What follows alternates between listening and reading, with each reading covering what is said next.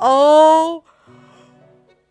Oh my gosh. My little gay heart.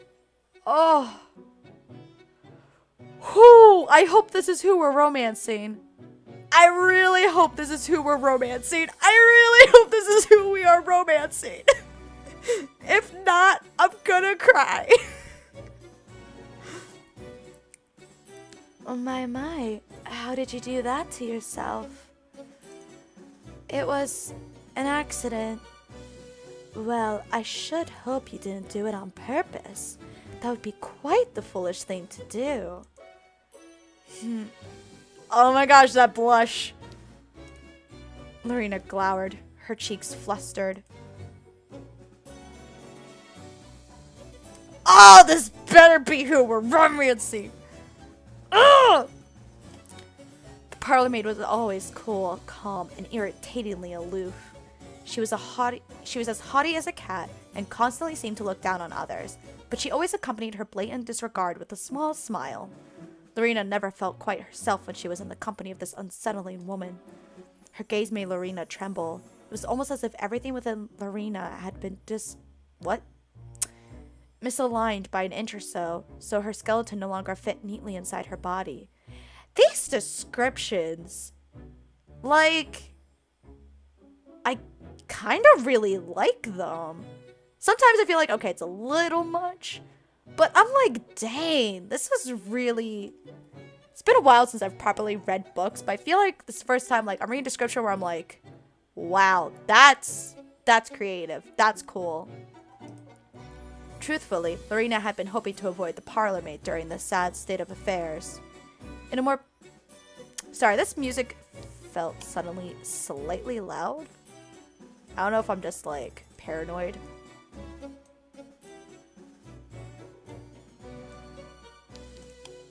Okay. In a more perfect world, she would have retreated to the kitchen, cleaned the blood off her hands beneath the sink, and pulled out the offending thorn with minimal fuss. No fanfare at all. That was what she wanted. But life was never that simple. The parlor maid had been in the kitchen... Excuse me. The parlor maid had been in the kitchen already, and Lorena had only realized when she had crossed the threshold, and their eyes had met, that it had been too late to turn about and leave. Why the parlor maid was in the kitchen, and not in the parlor, as her title suggested, was a mystery. It appeared, though, Lorena had no intentions of asking her, that she was in the middle of preparing various tea things, arranging several willow-patterned teacups and a matching teapot on a tea tray. Was Lady Leonard having guests, then? It seemed as good a guess as any. Say... Oh my gosh, her eyes, though! Ugh! What do you want? I was wondering if I could take a look at your hand.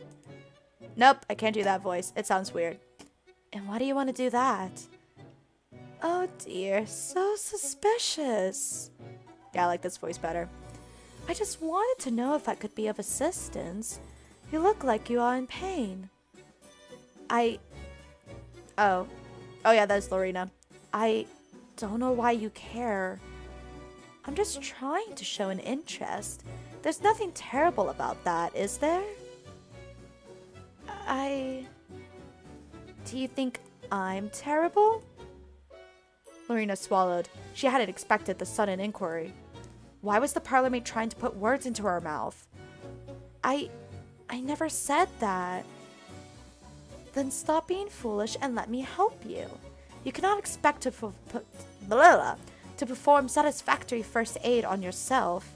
Not with one hand. It can't be done. But you have work to do.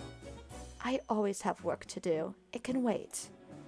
But Lady Leonard won't mind if her tea is a minute or two late, I'm sure. She'd mind if I was the one who had to deliver it. But you are not, and I am, and it is different. That's right. It is different, isn't it? Now, don't look so down. I'm just stating the facts. There's no need to sulk. I'm not sulking. Not anymore. You're angry with me, aren't you? Lorena opened her mouth, closed it again. Her face turned even redder. The parlor maid laughed. You're so easy to read, Lori. Oh, we're on nickname basis. Lori? That's right, Lori. Nobody calls me that. I just did. Oh my gosh, I love her! I wish you wouldn't. We can't all have what we want. Oh my god, oh my gosh! I love her! I'm aware of that, thank you very much. Lorena frowned. So, the parlor maid knew her name, though she insisted on using a silly nickname for whatever reason. But Lorena didn't know hers. Maybe she should have done... Well, what? Maybe she should have done? What? What? Maybe she should have done? What?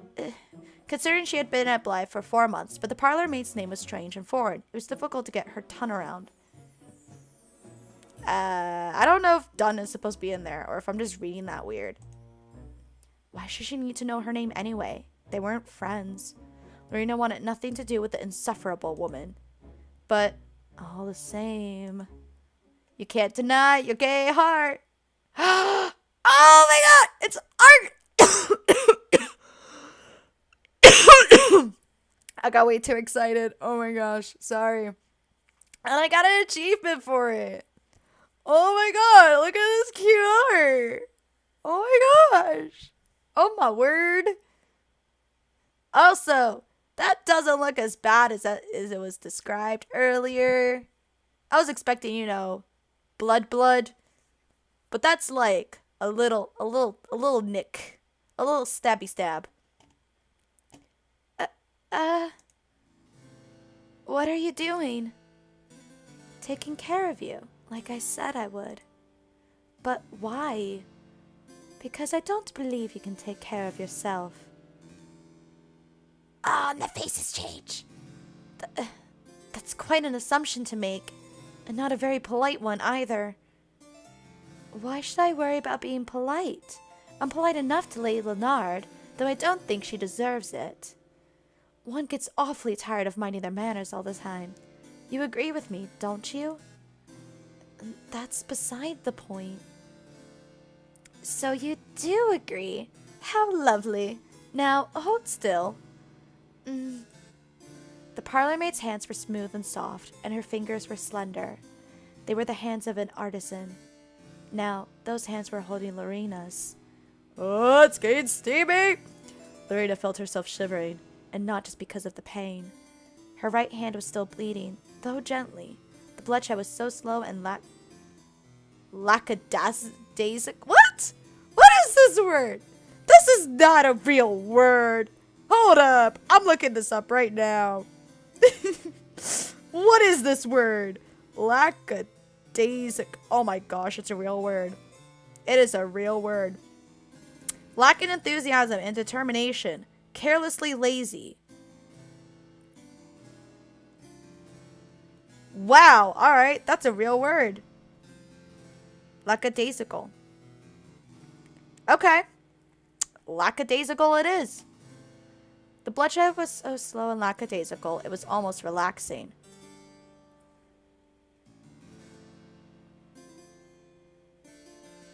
What are you saying, Jack? What? Now, why is this? Or, what is this?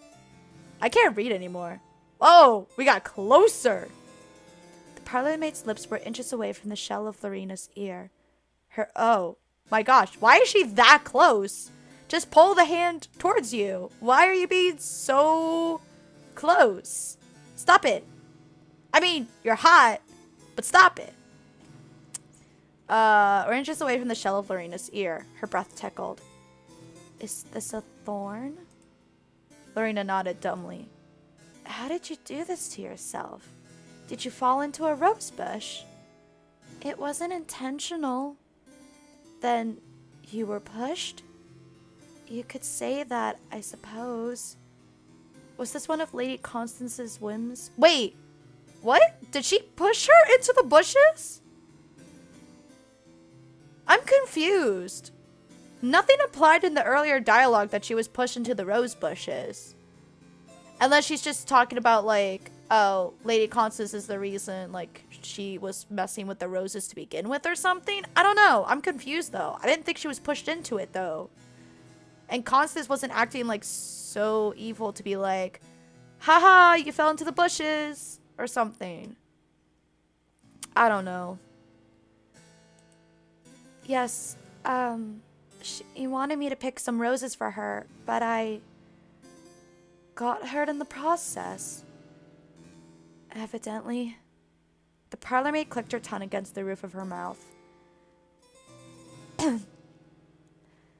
Lady Constance doesn't care for flowers, you know? She's an exceedingly careless girl.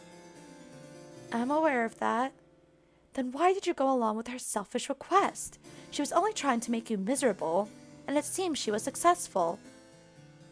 Look what has happened to you. What you let happen. I beg your pardon? You heard what I said. I did, but you couldn't have meant it. Why not? I didn't let this happen. I didn't want to cut myself. You just... What? Lorena opened and closed her mouth, but no words came out. When she needed them the most, they abandoned her. Ah, I see. No response is forthcoming. How disappointing. Anyway, let me attend to this. I never asked you to. But I will, because if I don't, it will get infected, and you will get sick. Fine, go ahead. This will probably hurt. I hope you're prepared. Do your worst. Oh, was that a challenge?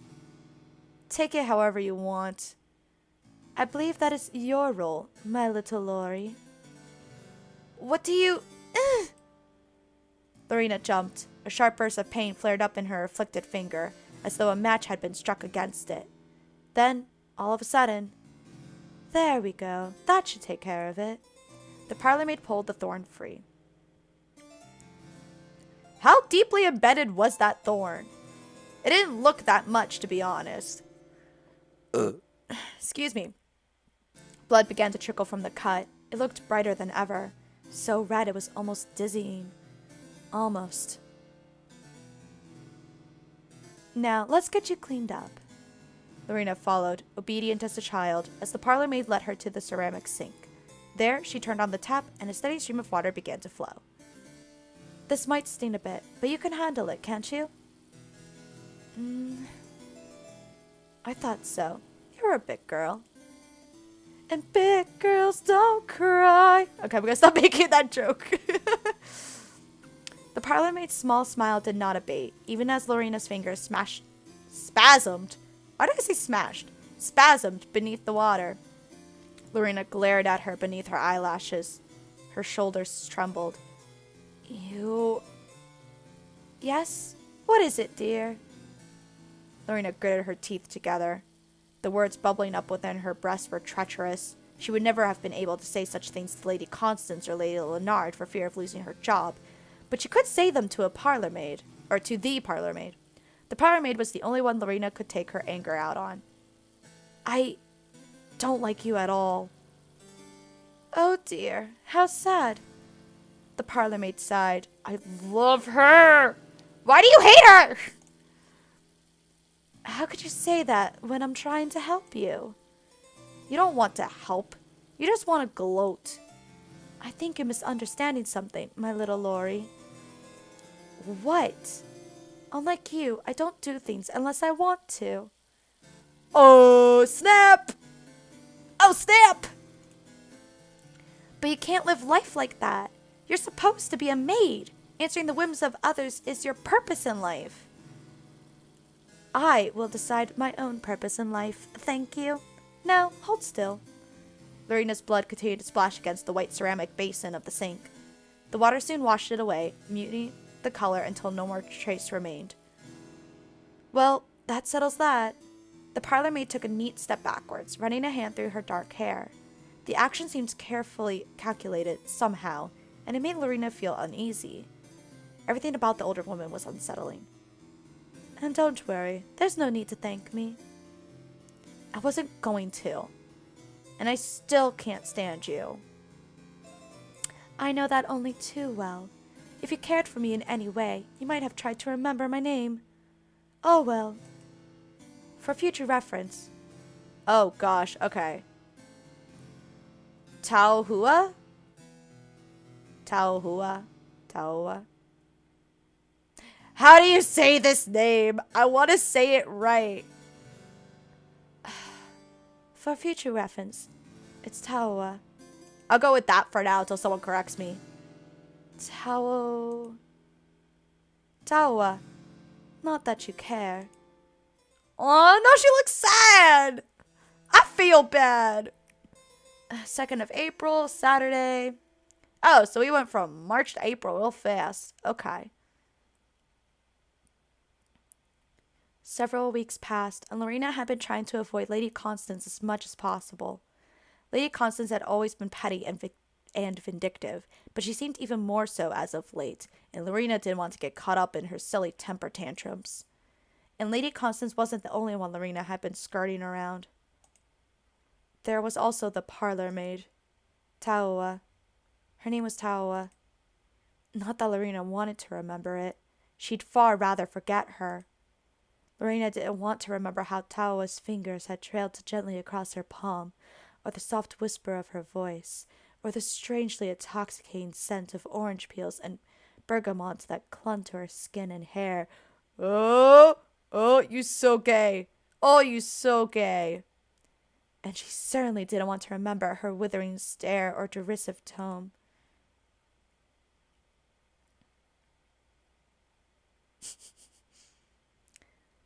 Look what has happened to you. What you let happen.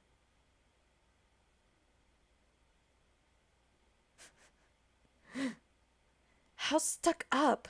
Like you're so perfect.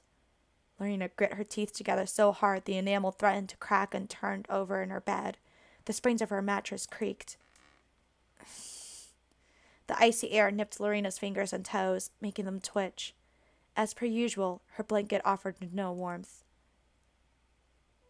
I still hate her PJs. I'm sorry. Oh, Andermatt. Could it really be? Lieselot was curled on her side, arms wrapped about her pillow. Her long, flaxen hair split across her bed. Some of it trailed onto the floorboards, Rapunzel-like. All day, that is long hair. She was dreaming about the Alps again. She was always dreaming about the Alps. At least some things never changed. Lorena watched her, picking out Lieselot's delicate features in the dark. Her pale eyelashes, her snub nose, her pursed lips, her long, long hair. Lorena could imagine the children of Andermatt brushing Lieselot's hair for her, then threading it through with flowers, orchids, violets, and delicate purple primulas, like something from a fairy tale. Lieselot really did look like a princess. The other maids, meanwhile, were slightly less flattering in their slumber. Pauline snored. Isabel shifted, perpetually restless. Effie had a tendency to lay so silent and still, like some kind of wax effigy. Lorena always feared she had died. Ada, meanwhile... The young maid had weak lungs, and her soft, gentle snores were cracked and hissy. Her breathing was labored during the day, but it was even worse at night. She sounded less like a young girl than an old man.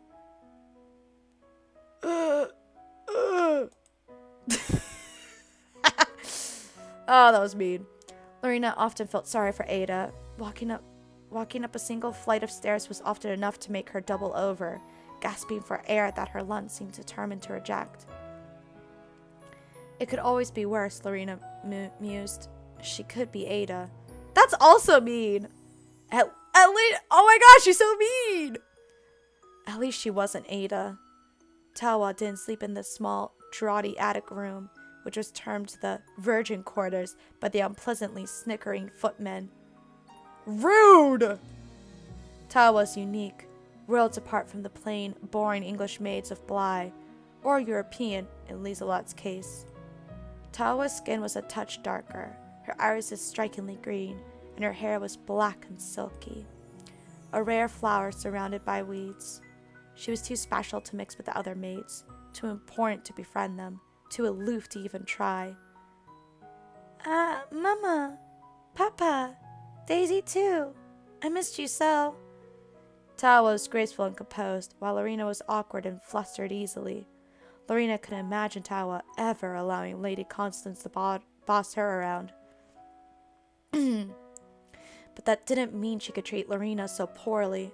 Tawa had handled Lorena carefully, like she was some kind of precise instrument, yet she had insulted her at the same time. It was confusing. Andermatt, my Andermatt, it has been years, and yet... What kind of name was Tawa anyway? Lorena had never heard of it before. She couldn't understand it either. If she couldn't understand the name, how on earth could she ever hope to understand the woman attached to it? Lorena didn't want to understand her. She hated her. Yeah, didn't she? I was about to say, someone who hates her, you're thinking about her a lot. Lorena bit down on her lower lip and turned over once more. She didn't care how tangled her hair got. She turned again and again and again, but no matter how she tried, she couldn't get comfortable. Just when her eyelids were starting to feel heavy, and she could almost imagine herself slipping into the land of slumber. I never wish to leave. I cannot. This is where I belong. Oh my god. Okay, who dreams like full-on conversations out loud? Like or sleep talks, that's what I mean. Who sleep talks that loudly? And that clearly? Lizelot chose that moment to declare, rather loudly for a sleep talker, her continued allegiance to her beloved Andermatt. Lorena's left eye twitched. Fine. I'm getting up. Oh, Andermatt. Shut up. Lorena sat up, her hair in a disheveled mess, and glared at Lizelot. Even in her sleep, Lizelot looked perfect. Her face glowed with health, and her flaxen hair was full of life. Maybe it was because of Andermatt. If Lorena had been born amongst the mountains, and had spent her youth picking flowers and milking cows, perhaps her cheeks would have permanent roses too. This is such a weird thought to have, but okay. Then again, maybe not. Yeah. Lorena sighed and massaged her temples with her fingers. She needed to talk to somebody. But who? Everyone was asleep. Then, in that case, a letter. Yes, that seemed like a sensible solution. Lorena missed her mother. She missed her a good deal. She missed her sisters too, Ethel and Mary. She even missed little Alice, who had been only 2 years old the last time Lorena had set eyes on her. She would be 5 now. Time really did fly. Oh, I thought we were gonna get another cutscene. I wanted another moment with Tawa. Oh, church setting. And one of you say unto them, depart in peace, be ye warmed and filled. Warmed, was it? To Lorena's frigid, frostbitten ears, that was a pleasant idea indeed. The maid shifted on the pew, her fingers linked together on her lap. The wooden pew was icy and seemed to bleed all the heat from her thighs, though they were pressed together. It was miraculous, really, that St. Mary's Church was so bitterly cold all the year round, despite the large amount of human bodies crammed into it. But perhaps the culprit behind the pervading chill was not the weather after all. It was the venerable vicar, one Reverend Marner. When he surveyed his congregation, peering at them with the intensity of one trying to discern the oxygen within the air, all heat seemed to evaporate from the room.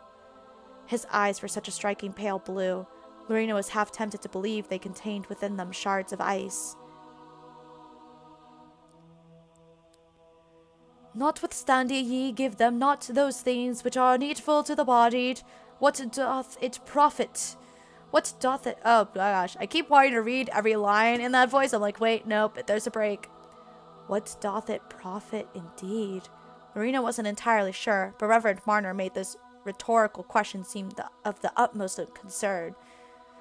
The Reverend paused once more. He was fond of inserting large pauses into his sermons, to let his eyes sweep amongst the assembled men and women in their Sunday finest.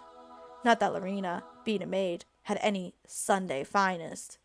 Her maid's outfit, supplied by the Leonards, was the most sophisticated item of clothing she owned. Consequently, that was what she was wearing. Gee, I couldn't tell. Lorena knew some of the more esteemed men and women of the St. Mary's parish derided her for her choice in wardrobe, but she had little else to choose from. Even so, faith, if it hath not works, is dead, being alone. Wait, what? What kind of wording was that? That made no sense. But by goodness, the church was really cold. Lorena wasn't the only one attempting, and failing, to cease her squirming. Ada was in a similar predicament. She was shifting here and there to encourage the circulation in her legs. The maids of Bly sat together during the service. Ada was on one side of Lorena, Pauline on the other. Isabel, Liselot, and the ever inscrutable Effie made up the rest of Bly's pretty maids. As might be expected, they were all sitting in a row. Not that Pauline was particularly pretty. She'd always reminded Lorena of a horse. Good grief! A man may say, thou hast faith, and I have works. Lady Leonard and Lady Constance were also in attendance, though they weren't seated with the maids. The maids of Bly were relegated to pews near the back of the church, while the upper echelons of society were seated at the front. Should the apocalypse truly occur, Lorena had no doubt the rich and the beautiful would be ushered up to the peerly gates first. That was just how things seemed to work. No! Not true. Sow me thy faith without thy works, and I will sow thee my faith by my works. But there was one servant of the Leonard household who was conspicuously absent. Taoa. Though Bly's other servants, all 23 of them, from the cook to the valet to the coachman, attended the Sunday service religiously, Taoa had never once seen fit to make an entrance. Lorena doubted whether that woman had placed so much as a single toe over the threshold of St. Mary's before, but she was not particularly distraught over her absence. It made it easier to focus. Whenever Taoa was around, Lorena's heart started to flutter. Her cheeks flushed. She found herself feeling quite unlike her usual self. The letter residing in her pocket, folded neatly in place within the confines of a brown envelope, was proof enough of that. Thou believest that there is one God. Thou dost well. The devils also believe and tremble. Lorena herself started to tremble. That woman was no Christian. One merely had to look at her to gauge that much. What? How does her skin make her not Christian? Girl. Her peculiar skin, her peculiar eyes, her long black hair. There was something decidedly unsettling about that woman, even more so than the tone of Reverend Marner's voice. But, for whatever reason, Lorena couldn't stop thinking about her.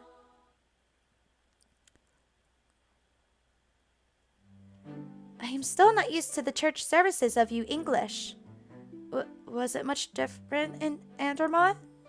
Well, Liselot pondered, tapping one finger against her lower lip. It was more or less the same, I suppose, but I rather miss hearing the stories about Saint Verena. Who is he? He?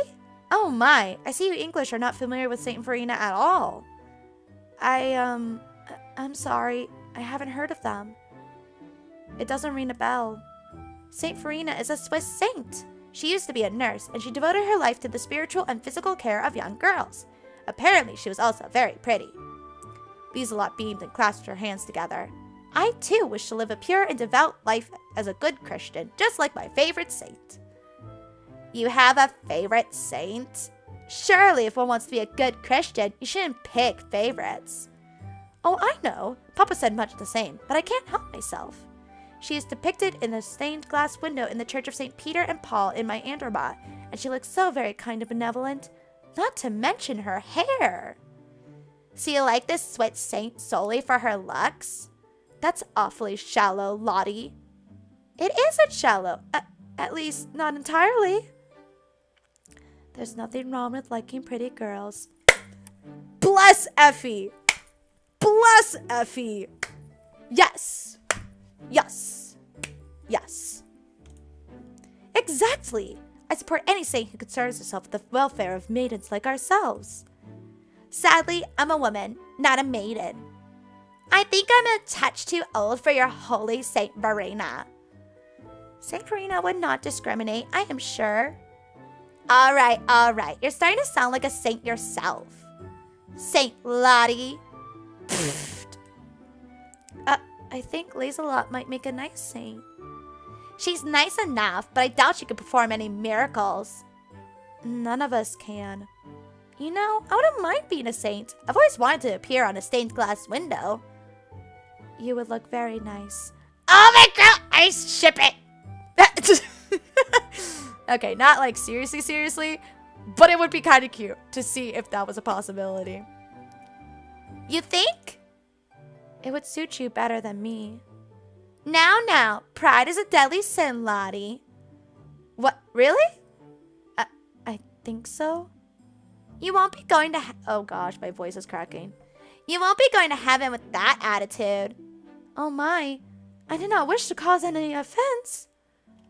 The maids of Fly continued in this manner as they walked through the streets of Ellesmere, their feet striking against the ground. Lorena's skirt swirled about her ankles, the letter inside her pocket rustling with each step.